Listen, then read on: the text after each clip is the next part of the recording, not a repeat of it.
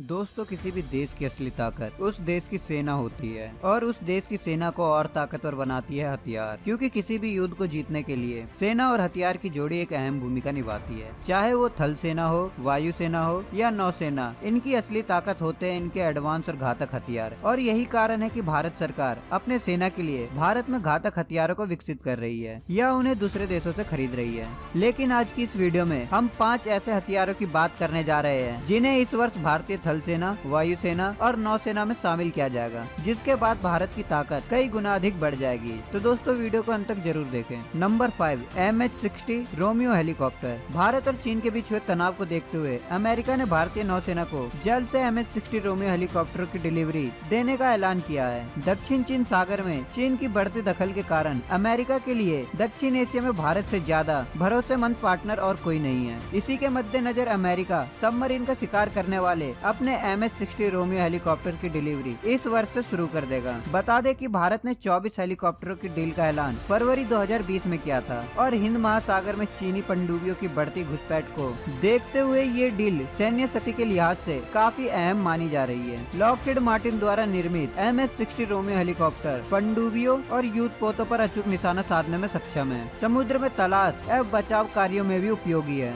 MH-60 Romeo दुश्मन के जंगी जहाजों को ट्रैक कर उनके हमलों को रोकने के लिए सेंसर, मिसाइल और टॉर्पीडो से लैस है। रोमियो हेलीकॉप्टर अमेरिकी नौसेना में एंटी सबमरीन और एंटी सरफेस वेपन के रूप में तैनात है। यह हेलीकॉप्टर भारतीय रक्षा बलों को सतह रोधी और पनडुब्बी रोधी युद्ध मिशन को सफलता से अंजाम देने में सक्षम बनाएगा। MH-60 हेलीकॉप्टर में दौरा नियंत्रण प्रणाली मौजूद है, मतलब इसे उड़ाने के लिए 2 पायलटों की जरूरत होती है। इसके कॉकपिट में बैठे पायलट रात के घने अंधेरे में भी अपने लक्ष्य को बखूबी देख सकते हैं। इस हेलीकॉप्टर में 4 से 5 कैबिन क्रू के साथ 5 यात्री भी बैठ सकते हैं। इसके कैबिन की लंबाई 3.2 मीटर, चौड़ाई 1.8 मीटर और ऊंचाई 1.3 मीटर है। MH-60 रोमियो हेलीकॉप्टर को कई अलग अलग तरह के हथियारों से लैस किया जा सकता है। इसमें हथियारों को लगाने के लिए 4 हार्ड पॉइंट्स दिए गए हैं, जिसमें लॉकहीड मार्टिन की AGM-114 Hellfire anti surface missile लगाया जा सकता है। पनडुब्बियों को तबाह करने के लिए इसमें MK-50 या MK-46 पैसिव टॉर्पीडो को भी लगाया जा सकता है। अपनी सुरक्षा के लिए इसमें 7.62 mm की मशीन गन को भी लगाया गया है। Number 4, S-400 defence system. S-400 को दुनिया का सबसे एडवांस और बेहतरीन डिफेंस सिस्टम माना जाता है। भारत को इस वर्ष से S-400 मिलना शुरू हो जाएगा, जिसके लिए हमारे देश के 100 सैनिक इसे ऑपरेट कैसे करते हैं सीखने के लिए रूस गए हैं। ये एयर डिफेंस मिसाइल सिस्टम है जो दुश्मनों के एयरक्राफ्ट को आराम से गिरा सकता है। S-400 को रूस का सबसे advance long range surface to air missile defence system माना जाता है। ये दुश्मन के क्रूज मिसाइल, लड़ाकू विमान, बैलिस्टिक मिसाइल और ड्रोन को मार गिराने में सक्षम है।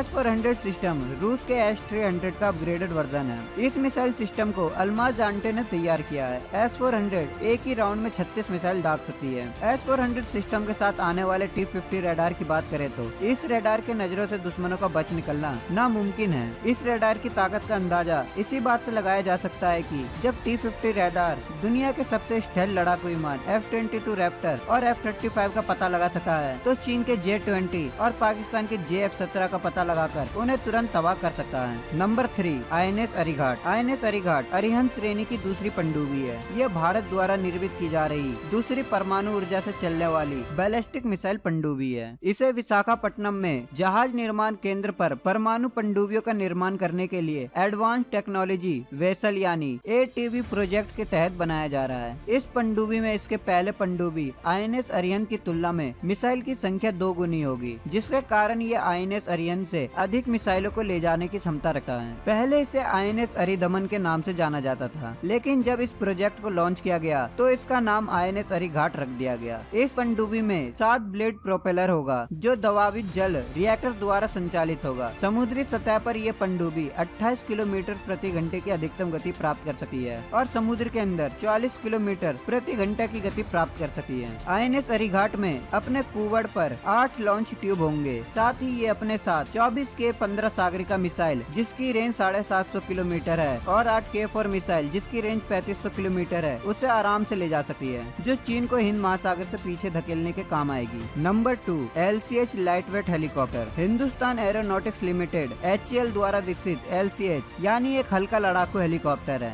इसके सभी तरह के हथियार परीक्षण पूरे हो गए हैं। ये दुनिया का एकमात्र ऐसा लड़ाकू हेलीकॉप्टर है जिस जिसमें सियाचिन ग्लेशियर जितनी ऊंचाई पर भी उड़ने की क्षमता है। इसमें 2 क्रू बैठ सकते हैं और ये हेलीकॉप्टर 287 किलोमीटर प्रति घंटे की रफ्तार से उड़ान भर सकता है। यह हेलीकॉप्टर हथियारों के साथ 590 किलोमीटर की रेंज में हमला कर सकता है। यह हेलीकॉप्टर घातक हथियारों के साथ दिन रात कभी भी दुश्मन को खत्म करने की क्षमता रखता है। इस हेलीकॉप्टर को खास तौर पर ऊंचे एल्टीट्यूड के युद्ध को ध्यान में रखते हुए बनाया गया है, जिसके कारण इसे ऊंचे एल्टीट्यूड पर युद्ध लड़ने के लिए सबसे बेहतर हेलीकॉप्टर माना जाता है। भारत ने चीन के खिलाफ लद्दाख के एयरबेस में 2 LCH हेलीकॉप्टर को तैनात कर रखा है, जबकि भारत सरकार ने 15 LCH हेलीकॉप्टर का ऑर्डर दिया है, जिसमें से 10 भारतीय वायुसेना के लिए और 5 भारतीय थल सेना के लिए है। Number 1, INS Vikrant. ये एक एयरक्राफ्ट कैरियर है जिसे भारतीय नौसेना के लिए स्वदेशी रूप से भारत में ही बनाया जा रहा है। इसकी लंबाई 262 मीटर है और इस पर काम 2019 में कोच्चि शिपयार्ड पर शुरू किया गया था। इस एयरक्राफ्ट कैरियर पर 26 लड़ाकू विमान और 10 हेलीकॉप्टर रखे जा सकते हैं। INS विक्रांत की गति की बात करें तो